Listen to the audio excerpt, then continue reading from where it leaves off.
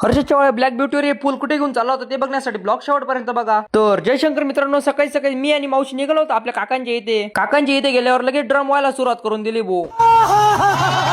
कारण की आमच्या गावात सप्ताह बसलाय म्हणून ते बाबांना जेवण होते आज काकांकडे. मग काय बाबा येण्याच्या पहिलेच खुर्चींची अरेंजमेंट करून ठेवली. बाबांना जेवण बनवण्यासाठी मोर्या केटर्स करे यांना बोलवलं होतं. त्यानंतर आपल्या ब्लॅक ब्युटीवर निघालो डायरेक्ट घराकडे जाण्यासाठी, कारण की बाबा घरी होते. मग बाबांना पण घेऊन जायचं होतं तिथे. मग काय निघालो मी आणि बाबा.